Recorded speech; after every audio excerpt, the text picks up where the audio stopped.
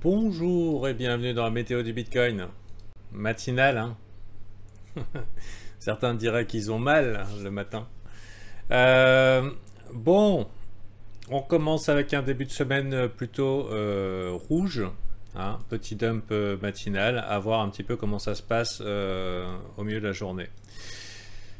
Pour l'instant, je vous cache pas que c'est probablement lié à la reprise plutôt bearish des marchés internationaux, c'est-à-dire les indices. Hein, on s'est réveillé avec un gap baissier. Ça peut bien se terminer, mais en général, septembre, c'est pas bon pour les marchés américains et il faut pas s'attendre, si ce n'est qu'un dip de septembre, une chute de septembre, il faut pas s'attendre à ce que ça soit super bullish pour les cryptos. Si c'était plus qu'un dip de septembre, je vous rappelle qu'on n'a pas cassé cette trendline depuis très longtemps. Hein. La dernière fois qu'on a cassé une trendline de ce genre-là, bah, c'est l'événement du 13 mars 2020. Ça reste un trauma encore assez récent. Moi, personnellement, c'est quelque chose que je considère tout le temps, la possibilité d'un Black Swan. Plus, en fait, la fin d'un cycle économique éventuellement.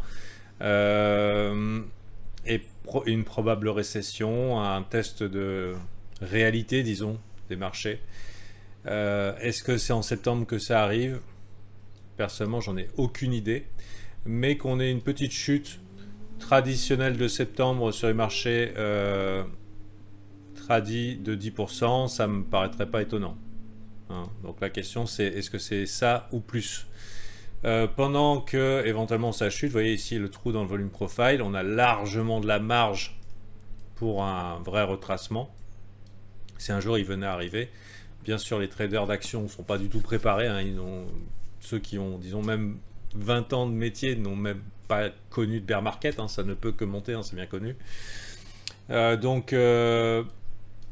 Mais le jour où viendra la récession, ça fera plaisir à personne.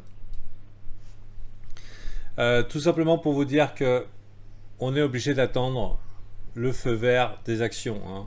Ça peut être vite ravalé. Hein. Il suffit de 2 bougies rouges et on remonte de quelques pourcents. C'est pas la folie.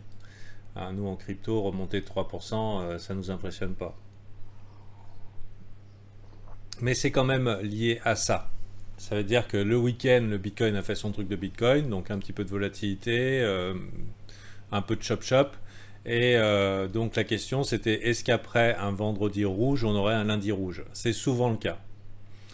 Donc maintenant, on attend de voir un petit peu comment ça va se passer. Je dirais que tant qu'il n'y a pas de reconquête de cette trendline, ou alors une structure relativement bullish, ou alors un niveau atteint, il n'y a pas grand-chose à faire. Il n'y a pas grand-chose à faire sinon que d'attendre de voir. J'aimerais aussi faire remarquer la chose suivante, c'est que si jamais on avait une récession, oh là là, catastrophe, j'imagine que tout le monde lèverait les bras en l'air, mais comme par hasard, il y a une très forte probabilité qu'au final, on revienne simplement au niveau de la crise pré-Covid. Hein. Tout ça, c'est la Fed qui sauve l'Amérique, et au final, il ne s'est rien passé. Voilà, et on continue. Bien sûr, ça pourrait être vécu comme le pire des trucs pas possible, mais ça serait complètement cohérent qu'en fait, bon, bah, c'était juste pour gagner du temps. Voilà, avec les dégâts réels sur les petits foyers. Mais bon, c'est comme ça. Donc, maintenant, le Bitcoin, moi, ce que j'ai remarqué sur les réseaux sociaux ce matin, c'est que il y avait quand même pas mal de complaisance encore. Ça veut dire que autant il y avait des doutes et des gens bearish fin de week-end là, mais là, ce petit dip ce matin, là, tout le monde est d'accord, c'est sûr que ça va monter. Donc malheureusement, c'est pas du tout ce que j'ai envie de voir. C'est pas du tout ce que j'ai envie de voir, un sentiment de complaisance. Est-ce que... Après, on est obligé d'avouer qu'il y a eu un gros disbelief sur la montée, c'est-à-dire des gens qui ne croyaient pas que ça montait, ils ont résisté. Ça, c'était clairement le cas. Clairement le cas. Mais maintenant, pourquoi on vient là? Si on a réussi à se débarrasser de la plupart des gens, les gens sont restés assis sur leurs mains en disant « je ne forme pas ». Le machin se retrouve ici. on aurait pu les faire courir jusqu'à la TH, voire shorter tout quoi. Et bah non. Bah non, on revient leur offrir l'opportunité d'un achat pas cher. Avec en plus un petit switch en sentiment qui est ouais, ça ne peut que monter, c'est sûr. Alors personnellement, je suis potentiellement, avec des risques de Black Swan, potentiellement bullish pour la fin d'année, hein, c'est ce que je souhaite, hein, c'est le bouquet final des 3 derniers mois, hein, si possible, ça serait cool. Mais pas avec des gens complaisants. Donc ça me pose question. C'est quoi cette bougie de 3% qui est bullish? Hein? Ouais, donc chute de 14% de Evergrande encore ce matin. Ah non, c'est pas Evergrande? Si, c'est ça. Hein. Donc, faut voir. Si jamais il y avait un crash du marché à cause de cette entreprise, et là, il y avait quelqu'un qui disait hier dans le groupe, ouais, mais bon, tout le monde le sait que Evergrande, machin et tout, c'est pas ça qui va faire le crash. Mais en fait, quand il y a un crash, il n'y a pas besoin d'une bonne raison. Il y a juste besoin d'un bouc émissaire. Il y a juste besoin d'un déclencheur. C'est jamais la bonne raison. La raison pour laquelle le Bitcoin s'est cassé la gueule en mai, c'est pas la faute à Elon Musk. C'est juste que techniquement, c'était dégueulasse. On attendait juste un gros con qui dise un tweet, tu vois. Donc c'est lui qui s'est posé là. Mais c'est pas... Si c'était bullish, ça serait monté, quoi. C'est parce que ça commençait à être super lourd. De la même raison, si le marché des actions se casse la gueule, avec le recul, on se dirait, bon, bah, c'était un petit peu normal, ils ont fait n'importe quoi. Ah, c'est la fin des cycles, c'est ce que tu veux. Le reste, les événements permettent de dédouaner les vrais responsables de leur responsabilité. Comme ça, on va pas les tabasser dans la rue quand on les croise.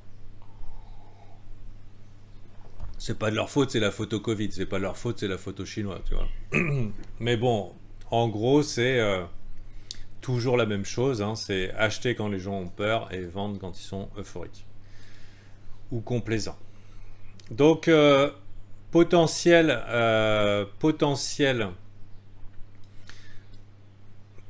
continuation de fin d'année, mais avec une petite incertitude fin septembre. Maintenant, il faut voir un petit peu comment ça se joue et j'irai pas me mettre en travers tout de suite. Ça veut dire, j'irai pas me dire, ouais, c'est sûr, ça monte, c'est sûr. Et puis ça monte, ah là là, je suis un génie. Bah, il y avait une chance sur deux. L'avantage de dire que ça monte, c'est que ça fait plaisir à tous tes followers. Hein. Et en plus, ça peut te permettre de te dire que tu es un génie si jamais c'est arrivé. Mais en réalité, c'est une chance sur deux. Donc il y a moins de chances qu'on t'en veuille à dire que ça aille vers le haut que ça aille vers le bas. Hein.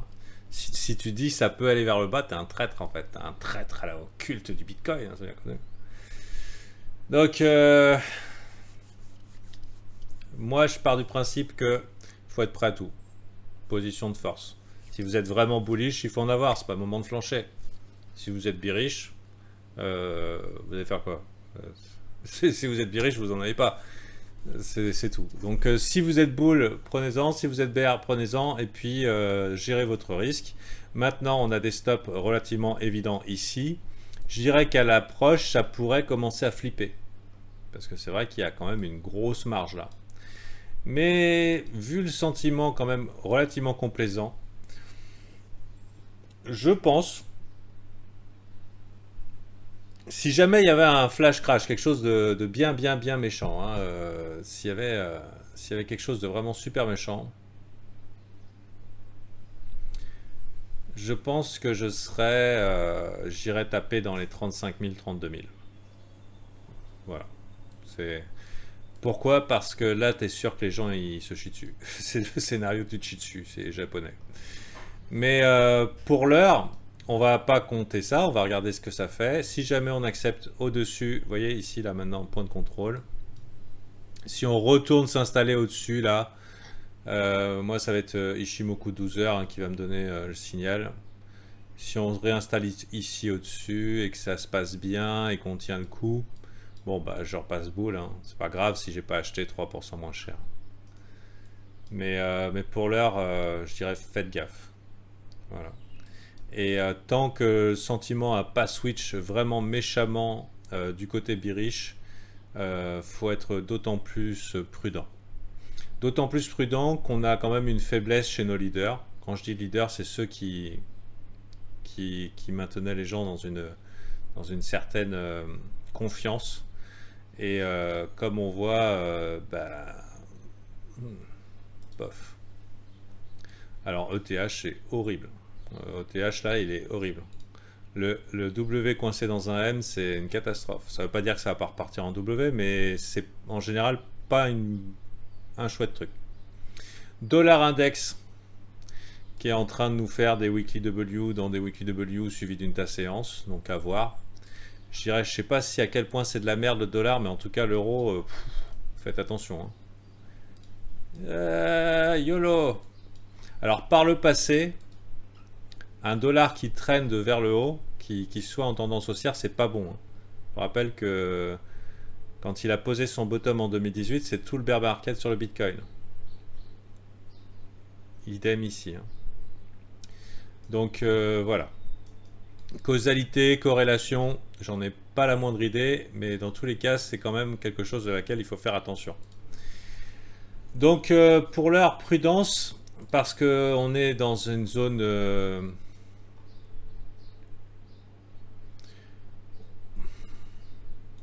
on est dans une zone quoi? Ça, on pourrait avoir... Bon, en weekly, c'est pas joli.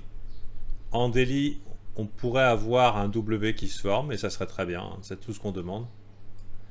Pourquoi on reviendrait ici en daily, si c'était pour aller plus bas? Bon, après, on a toujours la zone 49-50 qui est une grosse zone de distribution et qui est défendue. On peut le constater ici. Hein. Ça a été vachement défendu. Donc, à voir. Mais si les marchés traditionnels reprennent du poil de la bête, si on se réinstalle au-dessus des 48 000, 49 000, eh ben c'est parti. Hein. Bitcoin fait son run, et il peut tenter éventuellement un retest des ATH. Mais pour l'heure, je préfère d'attendre de voir en fait. Voilà. Et demain, j'aurai peut-être plus d'indices. Hein. Ça dépendra comment c'est la journée. D'un point de vue 4 heures, c'est trop tôt pour donner une direction. Ça veut dire qu'à la fin de journée, c'est youtubeur Attel, il l'avait dit, c'est évident. Et en fait, voilà, là, si je mets les Bollinger, on a franchement cassé. On a un breakout de Bollinger en 4 heures. Donc, ok, peut-être à la fin de la journée, on est retourné dedans, mais